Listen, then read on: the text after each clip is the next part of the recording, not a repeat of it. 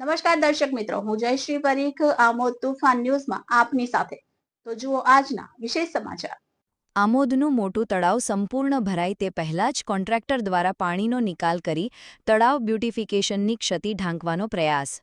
6.59 કરોડના ખર્ચે તૈયાર થયેલા તળાવમાં વ્યાપક ભ્રષ્ટાચાર છતાં પાલિકા શાસકો મૌન.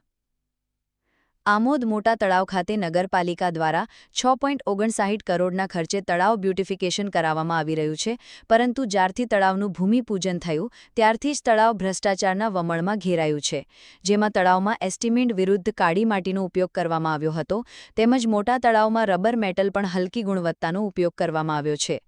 તેમજ દિવાલના બાંધકામમાં પણ હલકી ગુણવત્તાની રેતી વાપરવામાં આવી હતી, જેથી તળાવની દિવાલો પણ તૂટી જવા પામી હતી. આ ઉપરાંત તળાવ ફરતે કરેલી રેલિંગ પણ તૂટી ગયેલી હાલતમાં હોવાનું ધ્યાને આવ્યું છે. તળાવ ફરતે બેસાડવામાં આવેલા બ્લોક પણ ઉખડી ગયેલી હાલતમાં જોવા મળી રહ્યા છે.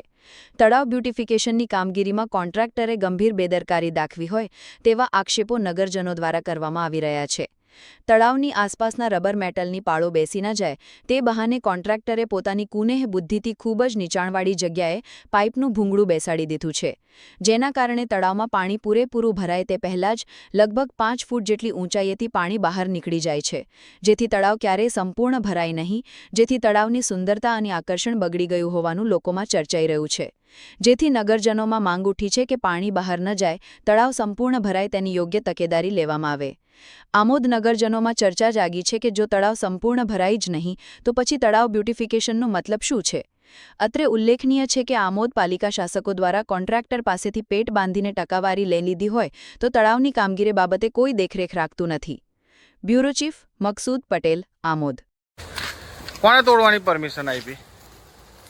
કોણે તોડવાની? તમે હમણાં કીધું ને. કોને તો ખોલવું તો પડશે. હા, એટલે કોના કહેવાથી તોડશો તમે?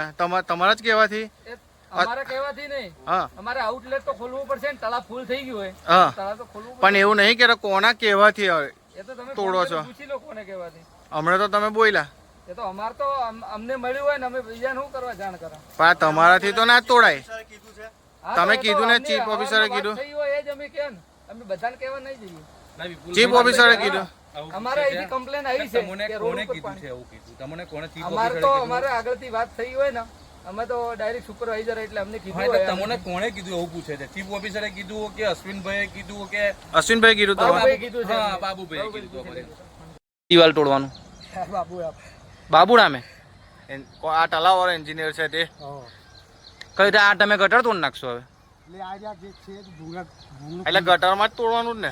ગટરમાં આ પાણી વારવાનું છે એટલે તળાવ ખાલી કરી નાખવાનું છે. ખાલી આ ઓવરફુલ થાય તે બંધ થઈ જાય, બંધ લાગે.